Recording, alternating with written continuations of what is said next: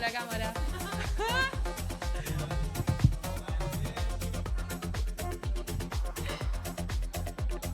No, cuando entran las entrevistadas nosotros salimos. ¿Por qué ella quiere filmar? No me caes a feo también. Me irritan. De la panza. ¿A dónde miro?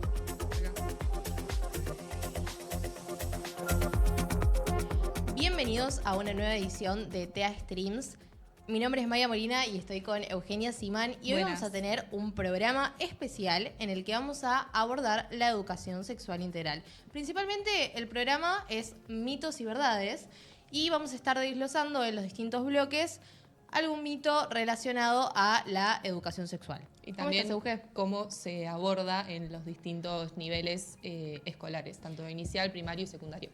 Totalmente. ¿Cómo estás? Estoy muy bien, estoy feliz de estar probando este nuevo formato que es el streaming, la verdad que nunca lo había hecho. Estamos de estreno, así que bueno, puede haber cierta ansiedad. Sí, perdónennos, pero va a salir todo bien. Bueno, vamos a empezar con el primer bloque, después van a venir entrevistas, tenemos de todo, la verdad, en esta horita de programa. Mucho material, así que nosotras vamos a arrancar sin tanta vuelta. Vamos a empezar hablando de lo más básico, digamos, de la educación sexual integral que viene por el lado de la legislación, o sea, como las bases de la educación sexual integral en Argentina. El dato duro. El dato duro, exacto. Primero traemos un poco esto y después vamos a ir desglosando con distintas experiencias y también testimonios. La Ley de Educación Sexual Integral en Argentina es la Ley 26.150 y fue sancionada en el 2006. Y establece justamente que la ESI es obligatoria en todos los niveles y modalidades educativas del país, tanto en escuelas, en instituciones públicas como privadas. Sí, y además es una obligación que tiene el Estado Nacional y de los estados provinciales. Tal cual, y es fundamental para que los niños, niñas, adolescentes puedan adquirir conocimientos y herramientas y bueno, también habilidades para poder tomar decisiones informados respecto a la relación con el propio cuerpo, las relaciones interpersonales, el ejercicio de la sexualidad y también de sus derechos. Y más allá de la ley en sí, se tiene que tomar esto como un derecho que tienen los niños, las niñas y adolescentes, no importa en qué institución acudan, si es religiosa, si es laica, si es privada, si es estatal, es un derecho que tienen que tener todos los niños y niñas y adolescentes de nuestro país. Está organizada, básicamente hay 5 ejes que son fundamentales, que sería la de ejercer los derechos, la de cuidar el cuerpo y la salud, tanto propio como el del otro, valorar la afectividad, reconocer la perspectiva de género y respetar la diversidad. Así que vamos a estar adentrándonos un poco en eso. Todo esto contribuye justamente a acercar herramientas también para... el principal mito que vamos a tratar acá es que está vinculado a que la ESI está estrictamente relacionado a la cuestión biológica, ¿no? Física, y hay una realidad de que sí, pero incluye un montón de cosas más, digamos. Por algo también está la importancia de incorporarlo de una forma transversal en lo que es el ámbito educativo, digamos, no solo en materias puntuales, sino en los distintos ambientes y espacios recreativos dentro de una institución. Y bueno, esto brinda herramientas para expresar emociones y sentimientos, identificar situaciones de vulneración de los derechos como la violencia, el abuso o el maltrato, espacio de acompañamiento y comprensión para el desarrollo de la sexualidad de las personas, también tener conocimiento sobre la salud sexual, reproductiva, obviamente. Y darle un abordaje positivo también hacia la salud sexual, que no sea todo un tabú, justamente. Sí, bueno, en realidad justamente es la importancia de tener este espacio de reflexión, de charla, de hablar, de un otro que te escucha, que está ahí para aconsejarte, para hacer un acompañamiento también. Para hacer un acompañamiento, sí, en lo que a uno le pasa, en lo que uno siente. Así que por eso es muy, muy importante y digamos, es justamente transversal. Bueno, para esto tenemos unos... audios. Tenemos audios, sí, porque también cabe aclarar que la educación sexual integral se aborda desde las primeras infancias. Entonces tenemos el testimonio de una directora de un jardín maternal, que esto va de bebés, de niños de 45 días a 2 años, para entender cómo en esta primera etapa de la vida se aborda la educación sexual integral. La ESI en el jardín maternal es porque es el momento en donde se forman diferentes criterios en cuanto al desarrollo integral de cada ser. Entonces el niño tiene que empezar a valorarse, se trabajan los valores, el aceptar y reconocer al otro, el poder expresar sus emociones y sus sentimientos y que sean validadas, y exigir que sean validadas y validar al otro. Entonces, a través de diferentes juegos, cuentos, canciones, poesías, imágenes, videos, la palabra y el sostén de la docente, donde si un niño tiene ganas de amamantar un muñeco bebé, se le va a ofrecer de la misma manera que se le ofrece a una niña. Si un niño tiene ganas de ponerse una pollera, se va a hacer de la misma manera. Ya hoy no hay juguetes para niños y niñas. Desde si alguien le saca algo a otro, y es una etapa en donde los niños que tienen poco lenguaje verbal se comunican a través del cuerpo, se tiran encima, se pueden pegar o sacar las cosas. Entonces el docente debe acompañar estas actitudes para poder fomentar el respeto por el otro y el poder expresar las emociones de uno. Todo esto es ESI, todo esto se trabaja de forma transversal, cotidianamente, en las 8 horas que los niños de 45 días a 3 años de edad están en el jardín maternal. Dar la ESI.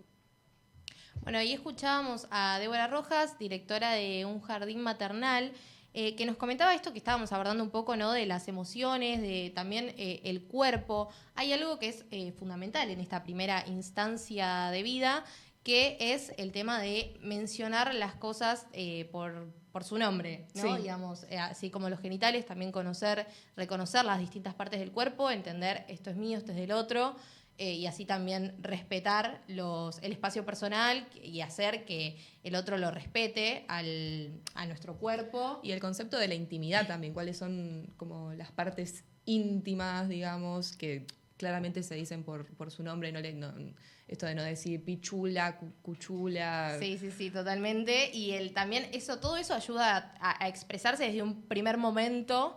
Y en el nivel inicial, digamos, sería, por lo que más o menos nos cuenta Débora y también por lo que venimos desarrollando, es en términos macros se aborda, ¿no? Como más, bueno, sobre los conceptos de intimidad, de la igualdad de oportunidades, también esto que veíamos de la diferenciación de los juguetes, que quizás antes estaba súper marcada, tipo, esto es para el nene, esto es para la nena. Sí, los colores, todo.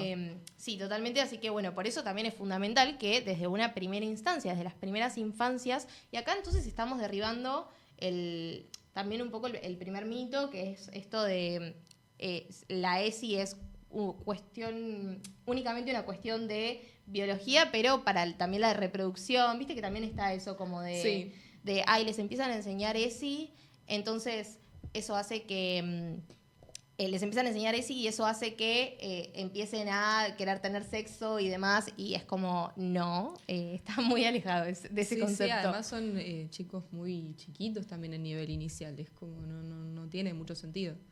Sí, bueno, después también está en el nivel primario, porque cabe aclarar que la ESI, para abordarla, se divide en 3 niveles, que sería el nivel inicial, que es lo que mencionábamos recién, después está el nivel primario, que ya ahí se mete como en cuestiones más profundas, referidas al análisis también de los estereotipos de belleza. Que sería eso en niños que tienen entre 6 y 11, 12 años, más o menos. Claro, sí, bueno, justamente más o menos es como a nivel inicial, sería maternal, o sea, jardines. Los niveles académicos. Claro, primaria es primario, sí, exactamente, y secundario, bueno, ya ahí entra en una cuestión más específica, digamos, cuando ya entra en la etapa secundaria. Tenemos el testimonio de otra directora, así que la vamos a escuchar. Mi nombre es Verónica y soy la directora de una escuela secundaria pública de gestión privada, una escuela confesional, pero gestionada por laicos. Nosotros estamos trabajando ya hace 3 años la ESI de manera transversal. Creamos un equipo. En realidad fuimos buscando gente que se voluntariara dentro de toda la comunidad educativa, y hoy tenemos un equipo integrado por más de 20 personas, entre ellos alumnos de primero a quinto año, docentes, equipo directivo, equipo de tutores preceptores, el equipo de pastoral del colegio, gente de secretaría. La verdad es que hay como una gama muy amplia de participantes de todos los sectores de la escuela. La ESI para nosotros nació un poco desde la preocupación de tantísimas cuestiones que se tornaban problemáticas en torno a lo que proponía la ESI y sus 5 ejes principales, y desde ahí fuimos creando un espacio que se fue incorporando en las distintas áreas de conocimiento de manera transversal. Se juntan al día de hoy una vez cada 15 días, de acuerdo a las necesidades, a veces es una vez a la semana, porque se ha creado, ya habiendo avanzado bastante, ya después de tener varios años y haber hecho jornadas, lo que hicimos fue, se creó un código QR pegado en las aulas donde los alumnos pueden ingresar y funciona a modo de buzón virtual para poner dudas, problemáticas. Se trabaja, el equipo ESI trabaja de la mano de los docentes incorporándose en las aulas para resolver muchas de las situaciones. Bueno, esto que menciona Verónica es fundamental porque habla de esto de darles un espacio de acompañamiento, como decíamos. También hay que tener en cuenta que en esta etapa de la vida, en el nivel primario y secundario, cuando uno ya también a los 12, 13, como decíamos, empieza a entrar también en la pubertad. Sí. Y es fundamental tener un acompañamiento, un lugar para entender qué le pasa, los cambios que tiene en nuestro cuerpo, cómo abordarlo. No a todos se lo explican también en la casa, y eso, como decís vos, son un montón de cambios que no se entienden. Sí, también hay una cuestión ahora de la tecnología, que quizás cuando nosotras éramos más chicas no estaba tan presente, y ahora está muy presente el tema de, tengo que crecer de tal manera, o tengo que verme así, o tengo que ser así. También un poco del acoso, sí. Porque digo, la ESI es un espacio para tratar todo eso también. Esto que decís de la tecnología también mismo puede tergiversar la información que llega sobre estos procesos, sobre estos cambios. Entonces es fundamental estar bien acompañado y bien informado cuando sos tan chico y tan vulnerable. Sí, bueno, y después entramos ya en a ver un par de testimonios querés escuchar de personas, a ver cómo trataron la ESI en sus colegios. Agostina, soy de Ayacucho, provincia de Buenos Aires. Durante la escuela secundaria tuve una materia llamada Salud y Adolescencia, que la verdad estuvo muy bien. Nos enseñaron acerca de métodos anticonceptivos de todo tipo, enfermedades de transmisión sexual. Nos enseñaron incluso cómo colocar preservativos, usando una cartuchera como ejemplo. Y también nos enseñaron todo lo que tiene que ver con los ciclos menstruales, y poder cuidarnos y tener una mejor calidad de vida pudiendo identificar los diferentes ciclos y cómo nos sentimos las mujeres en cada una de estas semanas o etapas que transcurrimos. La verdad que muy buena experiencia. Agostina, mi nombre es Bianca, soy de Buenos Aires y yo tuve 2 experiencias con la ESI en el colegio. La primera fue en 6º grado de primaria, cuando la maestra nos llevó al patio para explicarnos cómo se hacían los bebés, y nos sentó afuera, todos juntos, al aire libre. Y la segunda fue recién en secundario, en 3er año, cuando nos explicaron cómo cuidarnos mejor, nos hablaron de las enfermedades de transmisión sexual, de métodos anticonceptivos. Pero esas 2 veces fueron las únicas que tuve experiencia de ESI en el colegio. Soy Valen, y en mi colegio tuvimos casi nada de ESI, por no decir nada. Solamente tuvimos una clase de hora y media máximo, en salud y adolescencia, que nos explicaron cómo usar un preservativo, tanto para hombres como para mujeres. Vamos a darle un punto a favor ahí, pero eso fue todo. Soy Valen. Bueno, ahí estuvimos escuchando un poco de las experiencias personales. Obviamente todos tenemos las nuestras propias. Yo la verdad que lo mío fue súper básico también. Me acuerdo en primaria fue una charla de las toallitas. Que igual estaban los hombres, lo cual era un avance, porque yo conozco gente que, claro, era mixta, yo conozco gente que separaban por una cuestión de género, el tema Claro, de... los varones le enseñamos esto y a las Sí, mujeres sí, le enseñamos sí, otra como muy cosa. sesgado toda la situación. Ahora también está bueno esto de las diversidades. Claro, ni hablar de identidad de género. Claro, de no, mujeres, totalmente. mujeres, O sea, varón. sí, todo muy sesgado. Espero que ahora por lo menos esté un poco más inclusiva la cuestión. Pero vos tenés algunos datos interesantes, ¿no? Sobre el Sí. tema de cómo se aplica la ESI en el país. ¿Cómo se aplica la ESI en el país? Estos datos fueron sacados de un informe que publicó Amnistía a fines del año pasado, de 2023.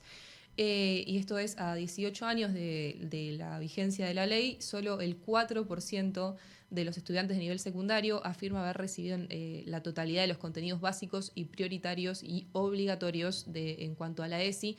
Recordemos que muchas experiencias no solo es ESI, sino también en estas materias como salud y adolescencia. Por ejemplo, yo tuve salud y adolescencia, pésima experiencia, pero me explicaron como método anticonceptivo coito interrumpido, así que Muy bien. no estuvo muy bien. Pero se da. Para que se entienda, no está bien. No es tal no cosa, está bien. claro. Se da también en ese marco, se puede dar como en esa materia salud y adolescencia. Después, siguiendo con el dato duro, con los porcentajes, el 35% de los directivos de nivel secundarios manifiestan que la escuela ha intervenido en al menos una de las siguientes situaciones, que pueden ser discriminación por orientación sexual, discriminación por identidad de género o violencia hacia las mujeres específicamente.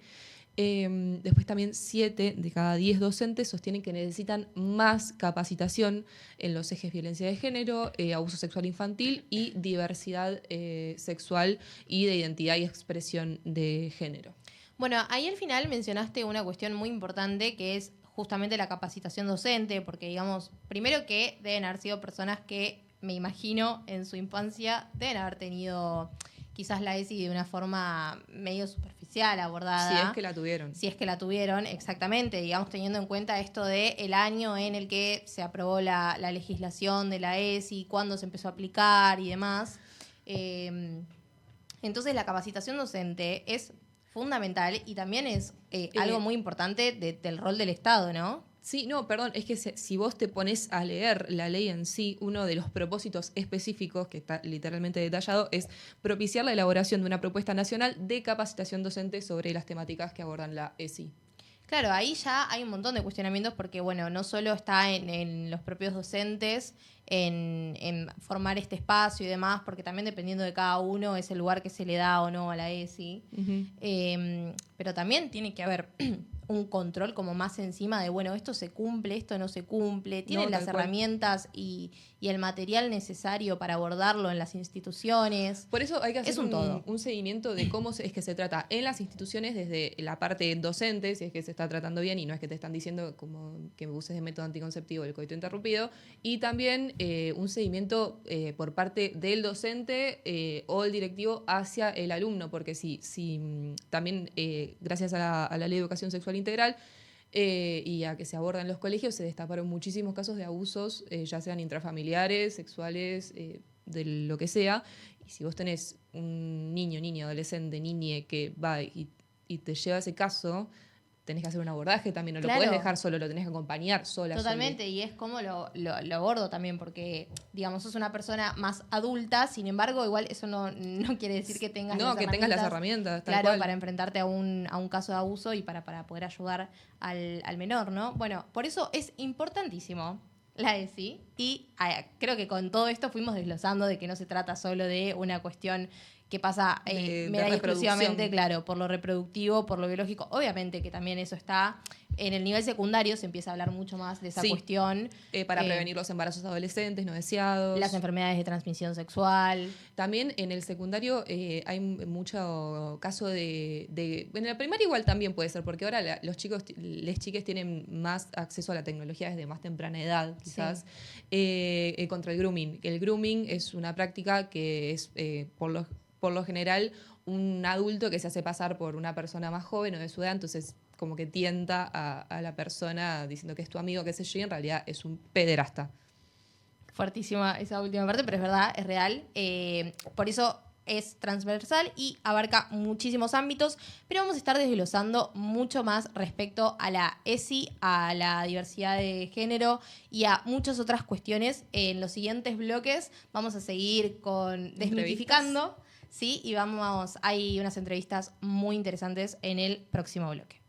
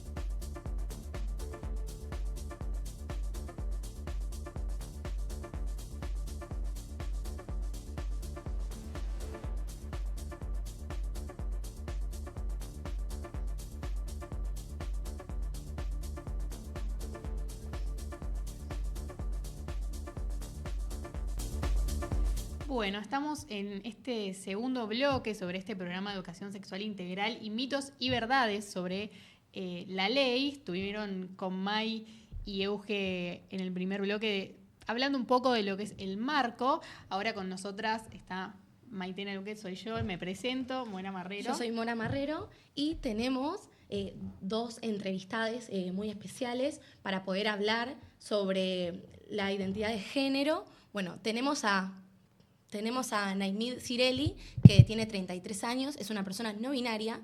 Y por el otro lado tenemos a Fernanda Melver, que es docente y es madre de una hija trans. Exactamente. Bienvenidos. Bienvenidas. Muchas gracias por la invitación. Gracias. ¿Cómo están? Bueno, y lo que vamos a estar charlando es desmitificando un poco esto de que la educación sexual integral influye en lo que es la identidad de género. Es como la temática de este bloque. Como mencioné antes, al principio estuvieron hablando más que nada con que solamente era algo biológico y tenía que ver con la reproducción. Vamos a ir de lleno con este segundo mito, se podría decir. Pero primero quería que nos cuenten un poco su historia, así el público que nos está viendo los conocen. Bueno, primero, gracias por la invitación. Muchas gracias. Mi nombre es Naimid, yo soy periodista y trabajo en una organización, dirijo un área en una organización. Y aparte soy una persona no binaria, como ustedes decían. Y en mi caso yo empecé mi transición en el contexto de la pandemia. Digo, por mi desarrollo profesional siempre había estado como muy cerca, también por el activismo, no solamente el desarrollo profesional, pero en lo profesional como periodista había estado muy cerca de historias con perspectiva de género. Yo trabajé muchos años en una revista que se llama Cosecha Roja y otra que se llama Revista Anfibia, donde parte de nuestro trabajo era poder como ampliar las agendas, llevar historias que no estaban contadas. Y estuve como muy cerca de los movimientos tanto de mujeres como de diversidades durante muchos años. Y hasta la pandemia nunca me había dado cuenta que nada, todo eso que estaba a mi alrededor y que consumía. Les pido si se pueden acercar un poquitito más. Perdón. Nos piden acá desde la cucaracha. Y estaba conociendo, y se pueden abordando unir un poquito y pegadito, acompañando. Ahí va. Perdón la interrupción, continúan. Por favor. Entonces nos decías que habías estado cerca de todos estos Claro, temáticas. entendía como, bueno, por la falta de información, por mi edad, que no sé, no me terminaba de identificar o entraba en mi propia historia. Y fue re interesante porque, digo, a nivel personal pasaba por muchísimas incomodidades alrededor de mi género, pero también por la historia de cómo había crecido la sociedad en donde no tenemos acceso a esa información, no me había ni siquiera permitido poner en duda ciertas cosas que me pasaban a nivel interno.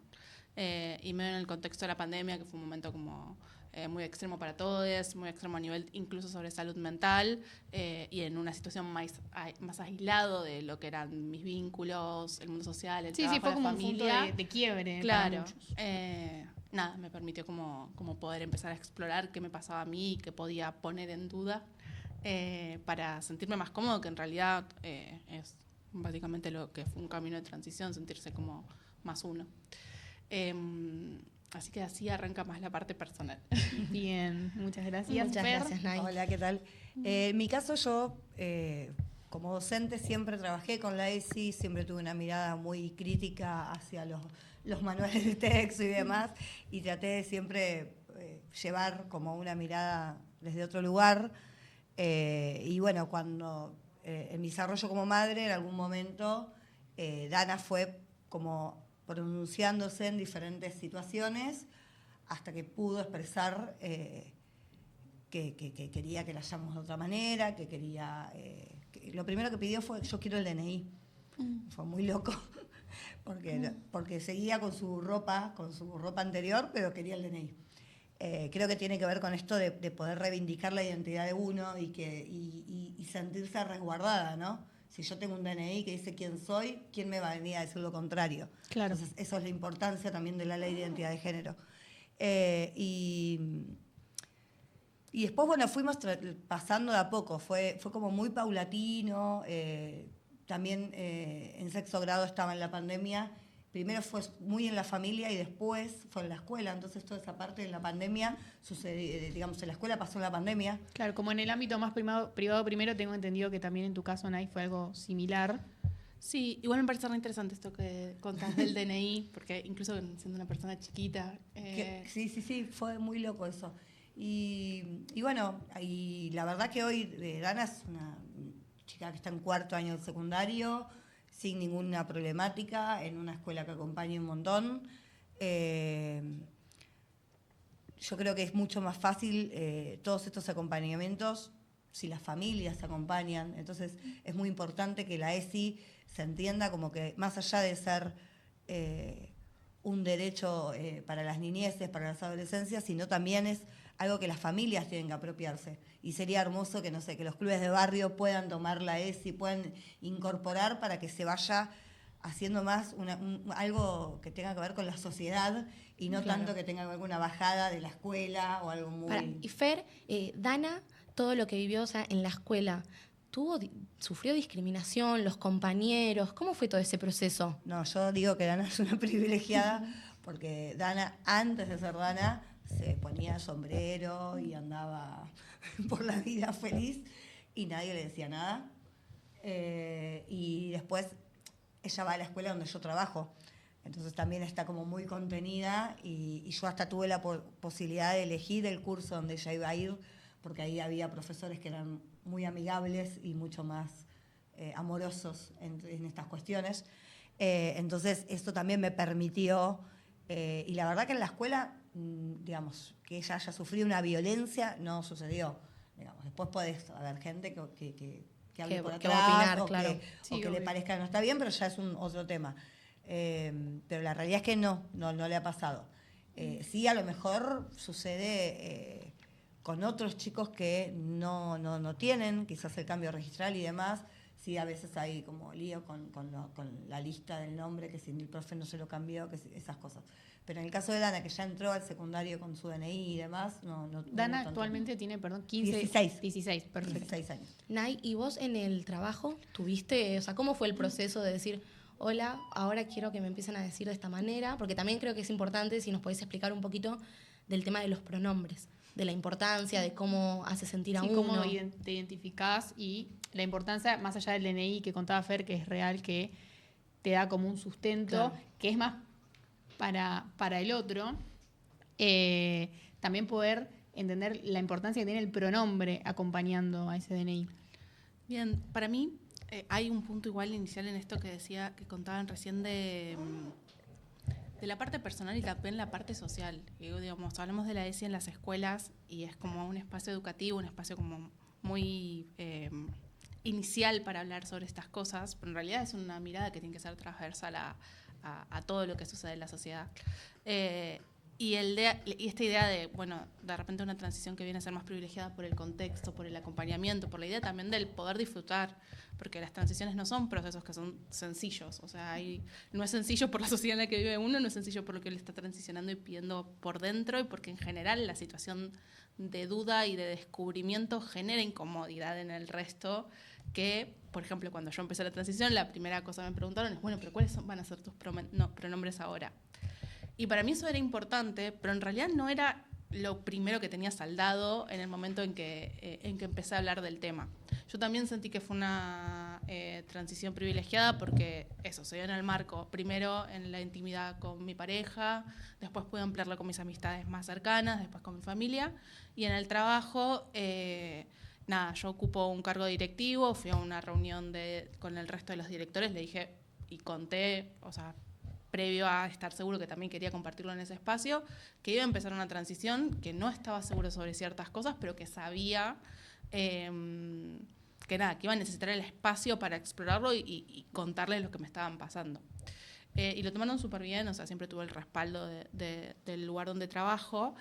Y al toque la conversación viró también a que ellos tampoco tenían herramientas para acompañar lo que yo estaba viviendo, y no solamente desde mi individualidad, sino con la gente, el resto del equipo en el que estamos trabajando. Nosotros trabajamos acompañando medios digitales en toda Latinoamérica, entonces era como el primer anillo de la gente con que trabajo más cercana, el segundo anillo de embajadores en toda Latinoamérica con los que yo tengo contacto, el tercer anillo de los medios digitales independientes, como un montón de personas a las cuales de repente le tenía que dar como explicaciones o compartirles lo que me estaba pasando.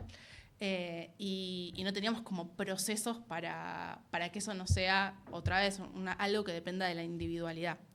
Entonces, lo primero que hicimos en el trabajo fue crear un protocolo dentro de este espacio. No lo hicimos nosotros, contratamos una consultoría de una organización especializada y tuvimos 6 meses trabajando en cómo iba a ser esos protocolos internos que terminaron siendo también mucho más integrales, no solamente desde la perspectiva de género, sino de otro tipo de discriminaciones. Y eso hoy está en el contrato cuando vos empezás a trabajar en esta organización. El punto es que el cambio vino desde vivir una situación puntual, claro. Y no estaba integrado desde antes. Desde antes. Entonces también esos protocolos después los empezamos a integrar en cuando damos capacitaciones con los medios, sugerir que esto ya se implemente y a compartirlo porque es como inversiones también que tienen que hacer los espacios de trabajo que no, en general no le están poniendo prioridad para hacerlo, y por otro lado, cuando existe el material también tener espacios para compartirlos. Bien. Me parece muy interesante, Nay, lo que decís del sentimiento de dar explicaciones. Sí. O sea, ¿por qué uno le debería dar explicaciones al otro de lo que sentís, de la forma de que elegís vivir tu vida? Pero sucede, me imagino, o sea, lo estás contando. Sí, igual, me perdí la pregunta de los pronombres, porque sí hay una parte que es importante, digamos, como recién hablábamos del DNI, de esas cosas que te marcan, de reafirmaciones frente al resto de lo que uno es. Y nada, yo pongo esta cosa más flexible de que el primer momento fue más de búsqueda, entonces yo dije, bueno, no sé, usen todos los pronombres, y de repente porque todos vos ibas aprendiendo. Claro, y de repente todos me hablabas en femenino y fue como, bueno, por ahí no me siento cómoda en femenino, probemos con el neutro y con el masculino, y de repente fue como, la primera vez que tengo unas amigas de Córdoba y alguien me dijo el Nay, fue como, esto se siente re bien, y fue mutando, y fui también teniendo declaraciones hacia el resto de, bueno, yo me siento cómodo acá.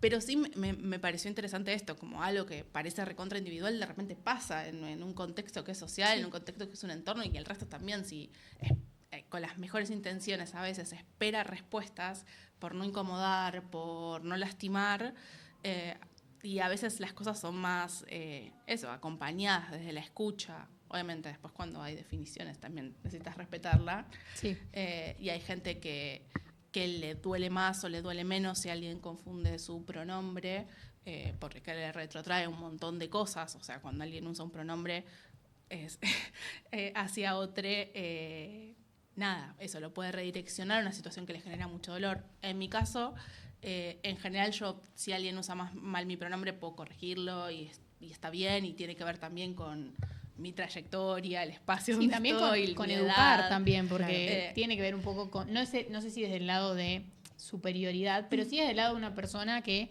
comprende y puede quizás explicarle al otro algo que para el otro... Sí, está bueno eso. También es cierto que carga mucho la responsabilidad sobre la persona. Obvio, Entonces, claro. por eso siempre es bueno como como el respeto, reconocer, escuchar al otro lo que le pasa, si está abierto a explicar, bienvenido sea. Hay muchas cosas que también como en esa explicación o en esa conversación surgen y son nuevas, y uno termina aprendiendo cosas también. Bueno, pero ahí también es la importancia de la ley de educación sexual, ¿no? Como que volvemos a lo mismo porque es educar.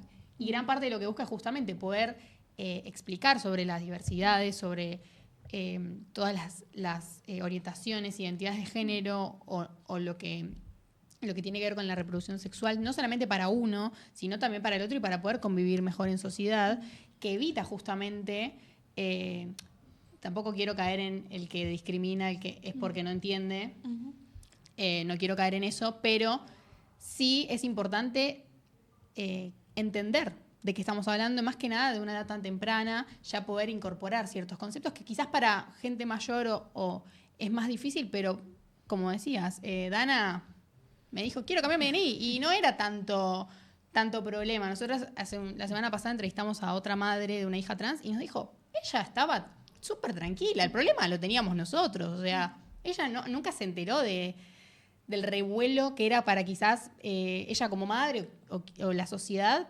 Era como súper natural. Y creo que ese es el objetivo en cierto punto, ¿no? Sí, yo creo que también el tomar como natural y darle los espacios a las niñeces es muy importante, porque pueden comunicar.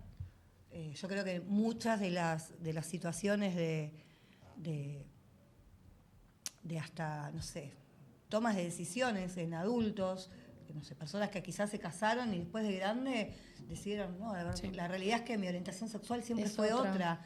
Y decís, y eso fue, digamos, mandatos, cosas que teníamos que cumplir, y hoy por suerte yo creo que hay otra mirada, hay una mirada más de poder asentir y poder apropiarnos de realmente los sentimientos que sentimos. Nosotros, por ejemplo, cuando hablamos de métodos anticonceptivos, explicamos que, por ejemplo, también hay que usar un preservativo si tenemos un varón trans y una chica trans. Claro. Porque pareciera que solamente se usa el preservativo el varón cis con la chica cis.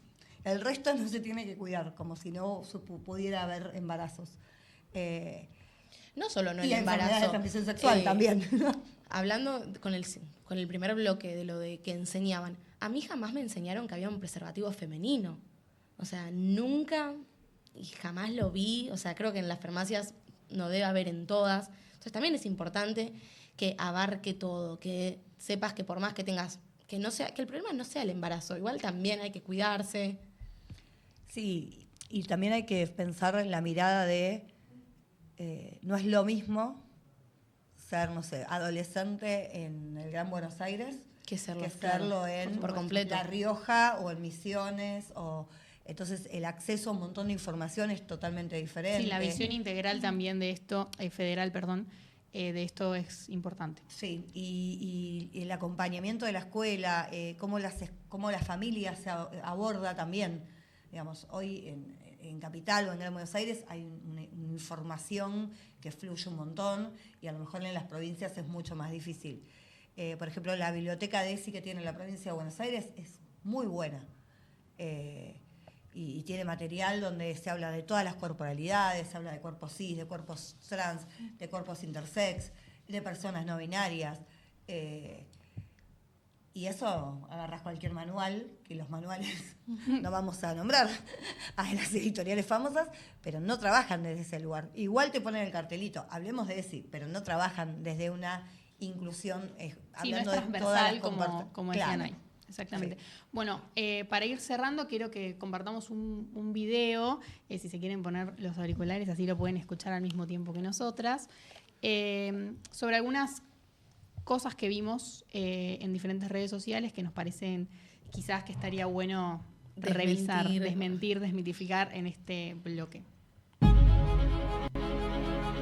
Durante los últimos años, la agenda regresista internacional ha intentado, en nombre de la falsa igualdad, de la falsa diversidad y de la falsa tolerancia, imponer un modelo ideológico que estandariza al hombre y lo somete a la esclavitud. Cuando la libertad va contra la realidad, estamos en presencia del mal. Es tiempo de que la población manifieste su opinión y su deseo para el futuro de su familia y la de su descendencia. Si creyeron que nos iban a atemorizar, se equivocaron. Hoy más que nunca saldremos a defender nuestros hijos, nuestras familias. No hay nada biológico en el hecho de ser mujer, por ejemplo, ¿no? Que eso básicamente es el principio básico del feminismo ya de segunda ola y después de luego con Butler, que finalmente ser mujer es un acto performativo. Y es también la capitulación total con la lógica. Yo siempre digo que la astrología finalmente tiene más lógica de los estudios de género, porque en astrología, al menos si vos sos de Sagitario, no podés ser de Virgo. Habías contado en un momento, yo te escuché en uno de tus videos, este experimento famoso que hizo, si mal no recuerdo, Dr. Mori, en la década del 60, puede ser 70. Los años 70, estas teorías estaban en pañales, y este fue uno de los pioneros. Le llega uno de los gemelos recién nacidos con parafimosis. Sí. Parafimosis es básicamente que se le pega el prepucio al glande. Exactamente, y no se puede retraer. No se puede retraer. Entonces, ¿qué se suele hacer? Circuncisión. Cuando le van a hacer la circuncisión, el médico falla y le quema el pene. Entonces, ¿qué dice Moni? La familia está muy angustiada, ve por la televisión un psiquiatra de asuntos de sexualidad y dice, esta es nuestra solución, vamos a ver qué hacemos con este nene. Y Moni, de la Universidad Johns Hopkins, que ya venía con estas teorías, dice, esta es la mía, voy a experimentar con este pibito.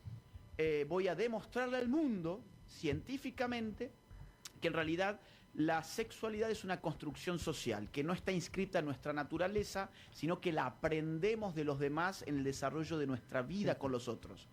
Entonces, ¿qué le dice a los padres? Esto tiene solución. Vamos a terminar de quitarle los genitales, ustedes lo van a criar como mujer, él nunca se debe enterar su verdadera identidad biológica y le van a cambiar el nombre. En la adolescencia, el tipo manifestaba toda una serie de conductas, de intereses, de aptitudes, de gustos muy, muy masculinos y empezó a entrar en conflicto consigo mismo. Empezó a caer en intentos de quitarse la vida, empezó con depresión, con un montón de cosas y los padres desesperados, porque no había funcionado esta ideología, le dijeron la verdad. Ahí el muchacho recobra la identidad cuando ve encima en la televisión que el mismo médico, Moni, ideólogo del género, estaba probando con el caso de David Reimer que su teoría del género era correcta porque el caso de Brenda Reimer, o sea, él cuando tenía ese nombre, había sido exitosísimo. Y él estaba así, estaba desconcertado, y finalmente toma una decisión, agarra una escopeta, se la pone en la boca y ya te imaginarás. Sí. Esa es la historia, eso es lo que esta gente genera. Por un lado, vos no podés definir que es una mujer, pero necesitas más mujeres en distintos puestos. Y vos decís, pero si no puedo definir una mujer, o sea, para poder tener más mujeres tengo que definirla. Y es extraordinario, porque no hay que perpetuar los roles de género, porque fueron asignados por el patriarcado, pero si tu hijito se pone tacos, hay que hormonarlo y mutilarlo porque es mujer. Directo. Con mis hijos, no te metas. Con mis hijos, no te metas. Con mis hijos, no te metas. Bueno, la verdad que creo que todo. Como pudimos ver, escuchar, sí, son diferentes partes que fui viendo que quizás me hicieron ruido. Como bueno, la historia que escuchamos en el medio, de que se le echa la culpa, ¿no? Obviamente estamos hablando de otra época, pero que se le echa la culpa a lo que llama, de hecho, él lo llama ideología de género, que es justamente este mito que venimos a hablar de que se influye. Yo quiero que charlen un poco a ver cómo se sintieron, cómo lo vieron los testimonios, los videos. No, a ver, yo este tipo de cosas los escuchas todo el tiempo, y si después se arrepiente, y si es moda. Ay, pero ahora todos los adolescentes les pasa, ¿no será moda? Como si, no sé, fuese un pantalón que me pongo, la identidad fuera un pantalón. Entonces, es importante hablar de esto de que la identidad es una construcción y la construyo yo, que soy una mujer cis, heterosexual, con un montón de privilegios, y las construyen todas las personas. Y en esa construcción es donde vamos encontrando nuestra identidad. Entonces, porque pareciera ser, no sé, yo como mamá de una niña trans, pareciera ser que la identidad de género solo las construyen las personas trans o las personas no binarias. No, sí, un poco lo que hablábamos antes de entrar al stream. Tal cual. Entonces, esta cuestión de poder entender que es escuchar al otro. Estos discursos obviamente son discursos sesgados por un montón de odio, sesgados por un montón de ideologías que tienen que ver con el machismo y con el peligro el también patriarcado, que estos discursos y el miedo que tienen a no sé qué. Pero bueno, pero tiene que ver con eso. Cuando vos sentís que estás educando o estás criando desde la escucha de ese ser, es mucho más sencillo, me parece. Entonces ahí es donde vos le das el espacio a esa persona y esa persona se va a poder desarrollar mucho más sanamente. Sí, yo concuerdo. Me parece que esto de poder identificar también que la construcción de una identidad de género no tiene que ver solamente con las personas trans y las personas no binarias, y que esos mandatos nos rigen como sociedad y que son pesos que vivimos todos en esta sociedad y que generan muchos dolores a todos, a todes. Sirve, por un lado, para desandar de verlo como una rareza y algo ajeno, y también como, no sé, para empezar a construir también desde todo el nivel social formas más sanas de relacionarnos y de habitar una sociedad que en sí, por la forma en la que vivimos, en la que conectamos en la actualidad, es ya violenta, es ya enajenante e individualista. Entonces, poder poder reflexionar, escuchar, crecer y encontrar lugares para el disfrute, ni es una responsabilidad de las personas trans y las diversidades, ni tampoco debería ser su único privilegio. Es como una búsqueda que tenemos que tener todos, porque los mandatos son muy fuertes. Sí, es muy, muy interesante. Es cierto, aparte también lo que decís, Fer, que...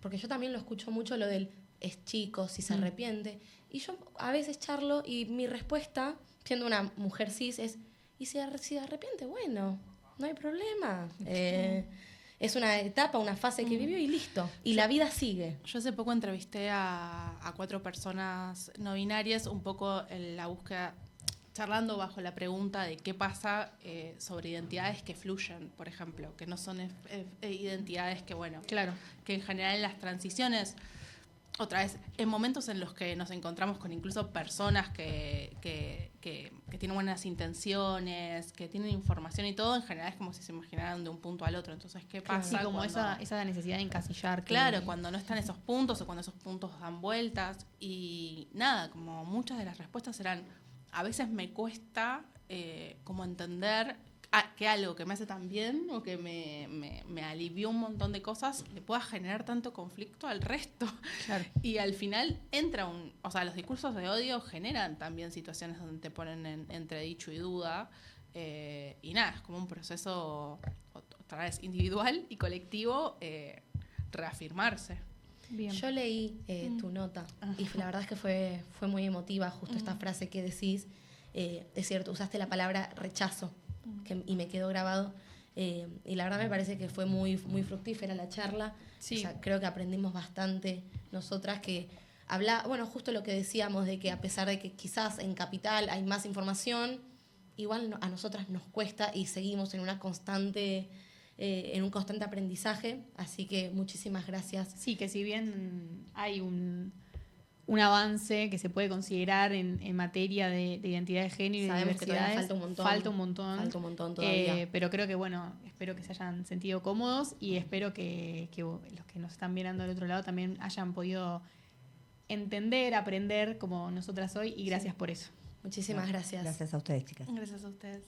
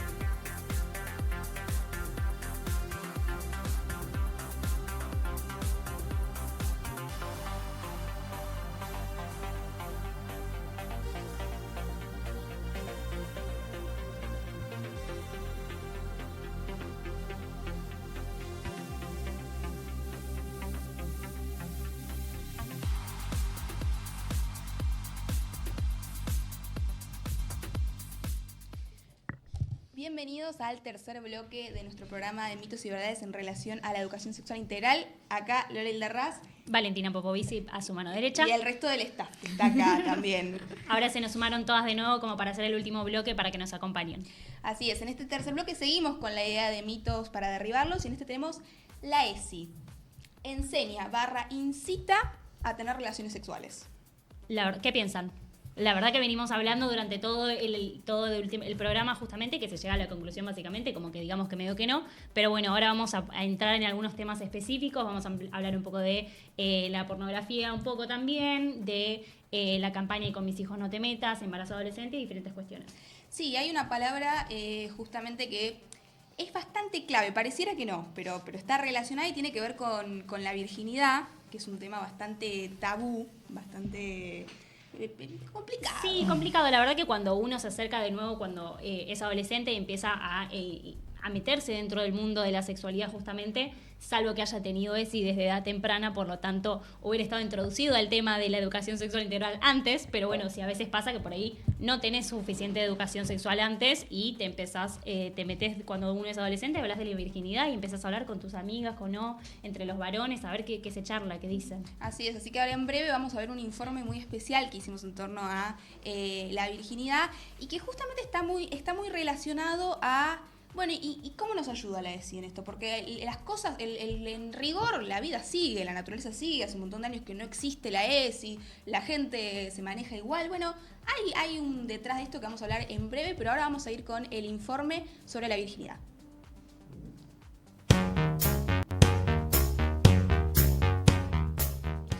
Según la Real Academia Española, la palabra virgen hace referencia a una persona que no tuvo su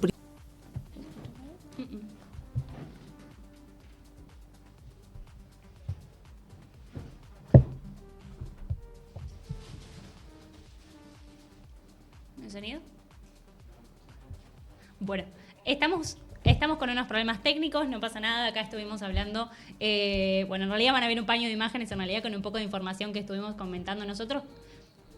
Me acaban de decir de producción que en realidad acaban de recuperar el audio, así que va de nuevo. La magia del puede fallar, exactamente. Se nos va en vivo, Mora. Elástica, flexible, que está en la entrada de la Mora se siente mal, le hace un poco de calor. Se dilata y se moldea con las primeras relaciones sexuales.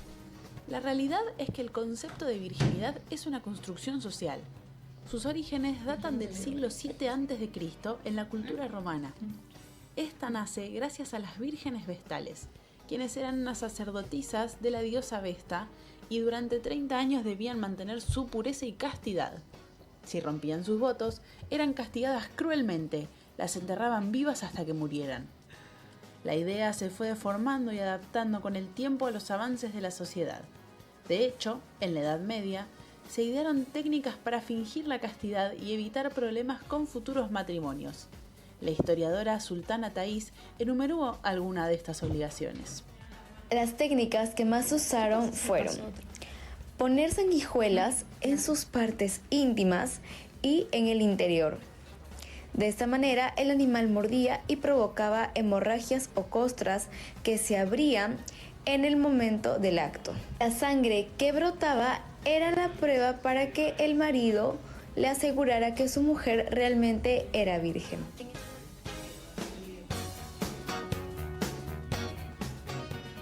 Por otro lado, la juventud y ciertas normas sociales entre los adolescentes llevan a sentir cierta presión por perder la tan famosa virginidad para no quedarse atrás entre los pares. Se lo toma como un rito de iniciación a la madurez y muchas veces los chicos tienden a mentir para no ser ridiculizados por respetar sus tiempos y deseos. Muchos cuentan incluso que sus primeras veces fueron incómodas y sin disfrute por sentirse obligados. Y los chicos jóvenes necesitan mostrar que son otra cosa. ¿Por qué? Porque en su grupo hay muchos de otra forma, entonces ellos no pueden ser menos. Todo eso no es solo peer pressure, está el bullying y muchas más cosas. La realidad es que la virginidad es un concepto antiguo que puede llegar a tener un peso muy importante en la vida de muchas personas, pero no debe ser un motivo para sentirse forzado ni juzgado por las decisiones sexuales que se toman en la vida. El objetivo final tiene que ser el disfrute, no el contentar a nadie. Las mujeres Las principales víctimas de este concepto no tienen que dejarse influenciar por creencias ajenas y deben vivir a pleno su sexualidad conociendo su cuerpo y su anatomía. Y por sobre todas las cosas, con consentimiento.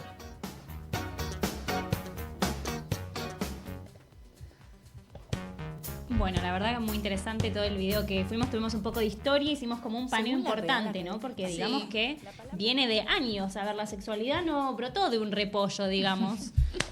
Viene de hace mucho tiempo. Sí, incluso le agradecemos a Vicky el informe muy interesante, como esta idea de la palabra detrás, ¿no? Lo de las vírgenes, las vestales, es como súper interesante pensar justamente que viene de algo de muchísimo anterior, ¿no? Exactamente, y son cuestiones que se siguen debatiendo hoy en día, la parte de justamente el himen, que si alguien es más puro o no es más puro en diferentes cuestiones, diferentes religiones que atraviesan todo el tema de la sexualidad y particularmente la virginidad. Sí, lo traemos a colación justamente, recordamos por si te enganchaste recién, que estamos en el tercer bloque de mitos y verdades, puntualmente en el mito de la ESI enseña o incita a mantener relaciones sexuales. Y en realidad este es uno de los primeros puntos. La ESI habla del concepto construido socialmente de virginidad. Y bueno, las chicas podrán decirlo también cómo les habrá impactado a ellas, que te marca, lo quieras o no, como voy a decir puntualmente como mujer cis en este sentido, porque bueno, es algo que está en la comunidad, ¿no? Y es algo que te pesa en el sentido de la construcción social. Entonces la ESI viene a aclarar estas cosas, ¿no? Decir, no es un mandato, no es algo que te haga más, menos persona, es desconstruir, ¿no? Exactamente, es un poco el debate justamente de la expectativa versus realidad, que lo vamos a charlar por ahí ahora en un ratito más, que habla justamente de las diferentes adolescencias y cómo viven su entrada a la sexualidad. Tal cual. Y recién lo adelantabas vos, ahora vamos a ir con otro tema tabú, que es Chan. Chan. Ahí tenemos el efecto sonoro, obviamente. Que es la pornografía. Chan. Puntualmente, el caso de consumo de pornografía de preadolescentes o adolescentes. Que es todo un debate, honestamente, también, pornografía sí, pornografía no, cuál, y mismo también le enseñan pornografía a nuestros chicos en la escuela, ¿no? Sí, y la idea no es demonizarlo para nada, porque, bueno, es como en su momento donde, las drogas, bien, no es demonizar, porque en sí no es eso lo que es malo, pero sí se habla de una exposición muy temprana, y acá viene la cuestión, ¿no? ESI es un programa de impacto digital que hicieron una encuesta a 400 jóvenes. De los 400 jóvenes en distintas provincias en la Argentina, el 60% dice que conoce la ESI, sabe sus contenidos, pero no a través de la escuela. Entonces, ¿Y de dónde va entonces? Claro, ¿de dónde sacan esos contenidos? ¿De dónde se imagina que puede ser, Maite?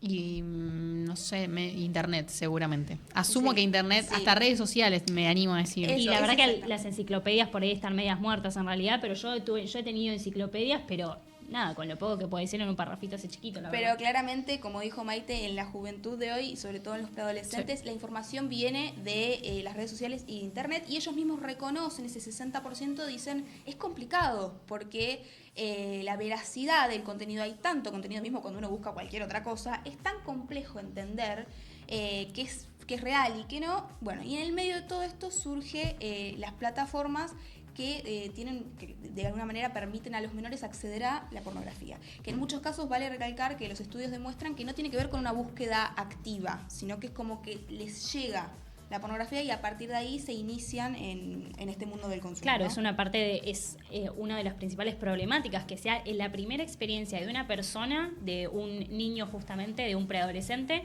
que sea su primera experiencia, su primer vistazo de sus primeras inserciones a la sexualidad. Es como Extraño. es como un acercamiento antes de tener la experiencia física personal, ¿no? Y acá viene el problema que lo vamos a ver ahora en detalle, que tiene que ver con las expectativas. Y esto es lo que quiero recalcar, ¿no? No la pornografía como algo malo, sino las expectativas negativas que se generan en torno, ¿no? De acuerdo a otro estudio de la ONG Save the Children, 7 de cada 10 de los menores que consumen pornografía lo hacen de forma frecuente. Y la edad, ¿qué edad se imaginan más o menos? Es el primer consumo de pornografía. 12, 11. Me da miedo decir un número. Sí, yo diría también 11. Sí, por ahí. acceso a teléfono, claro, 10 años. El tema es que, claro, mientras más a más temprana edad se empieza a utilizar los dispositivos sin Claro. ningún tipo de regulación y demás, Exacto. es más fácil acceder a ese Cada tipo de vez contenidos. es menor el límite, digo, hay en este informe hablan de 8 años, a partir de 8 años, pero como dijo Euge, la media son los 12 años, pero sí existe a partir de los 8 años, justamente por lo que mencionabas vos, Mai.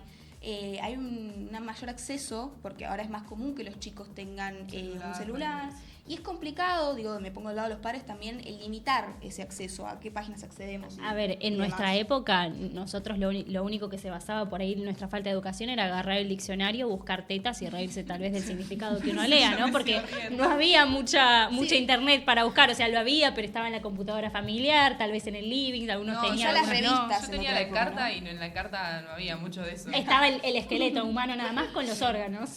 Sí. Bueno, y acá era lo que veníamos hablando de la problemática, porque más de la mitad de estos chicos dicen que utilizan ese contenido pornográfico que consumen como una forma para inspirarse a la hora de tener sus propias relaciones sexuales. Y acá viene el problema, ¿no?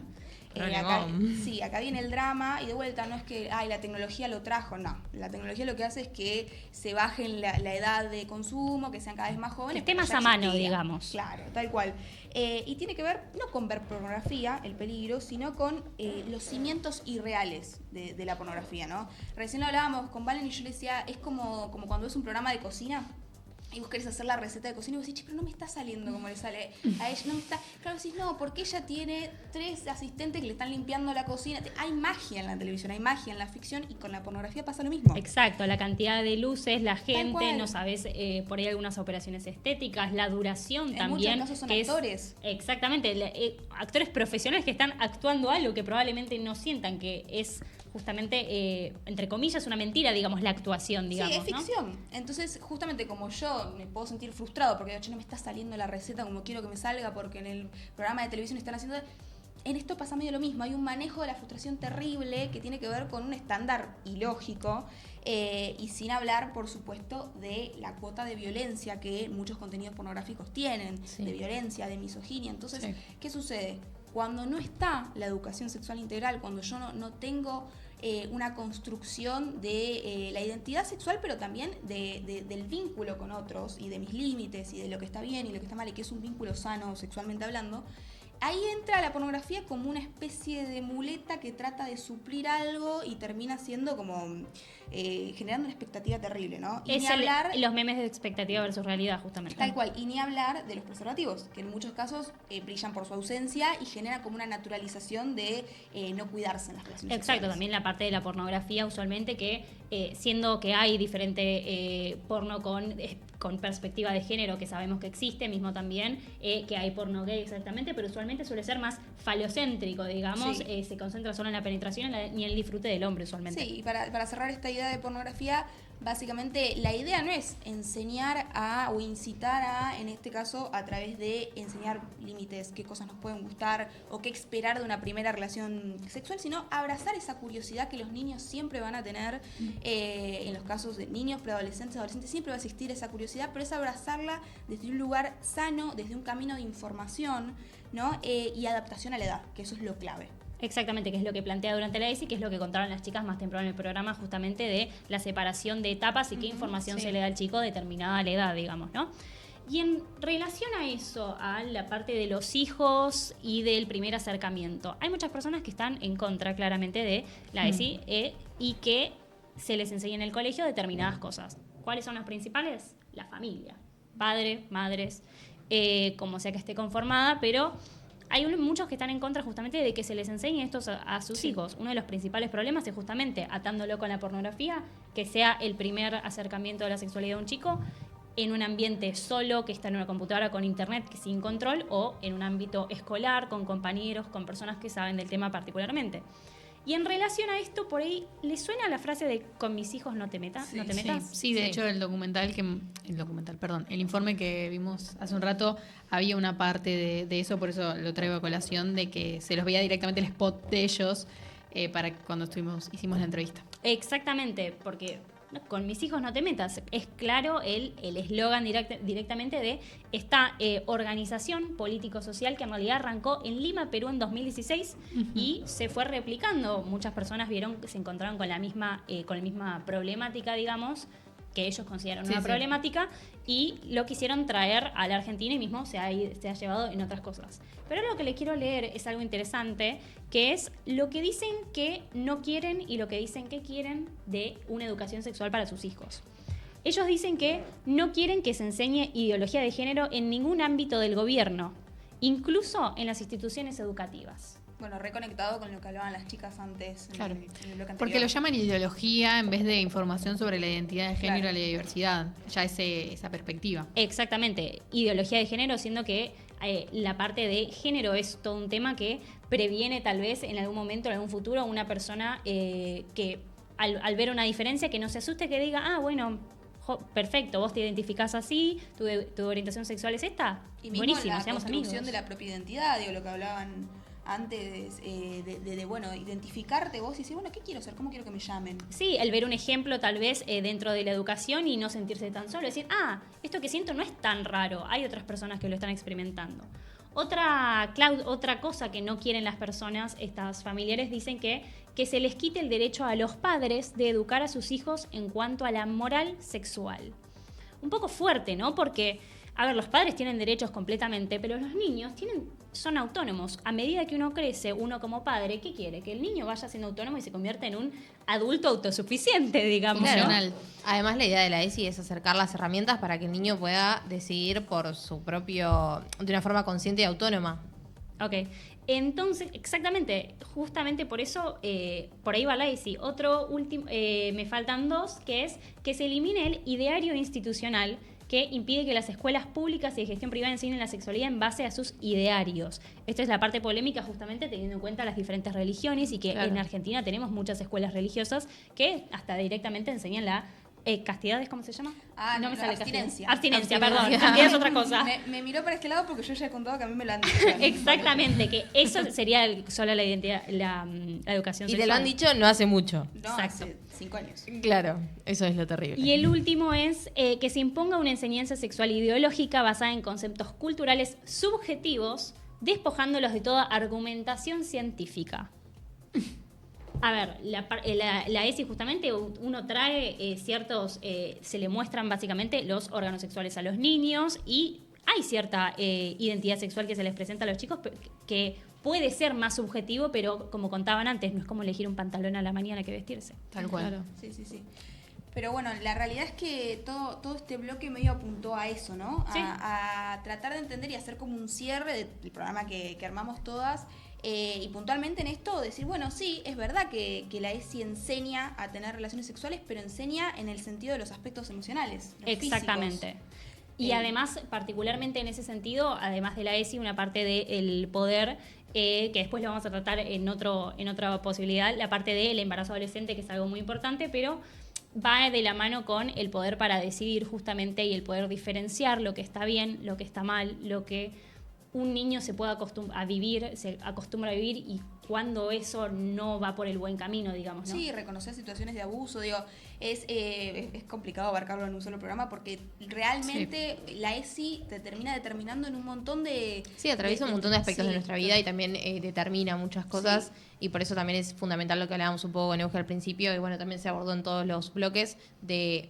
Mientras antes, o sea, desde temprana edad tiene que estar presente un acompañamiento y este espacio para abordar todo esto. Hay que recordar que son niños que ahora van a crecer, van a ser adolescentes, van a ser adultos jóvenes, van a ser adultos per se también. Se van a vincular con los demás. Tal cual. Exactamente. No, y aparte es negar una realidad que existe. A ver, o sea, la ESI lo que hace no es modificar la realidad desde ese aspecto de adelantar relaciones sexuales o de influir en lo que hace es ver una realidad y poder apuntar esa realidad, ayudar en esa realidad, que uno tomen las mismas decisiones quizás, pero informado de las decisiones tal que cual. está tomando. Yo creo que es como nutrir la libertad y enseñar sobre consentimiento, sobre límites y métodos anticonceptivos desde ya para tener una libertad de acción y de decisión con información.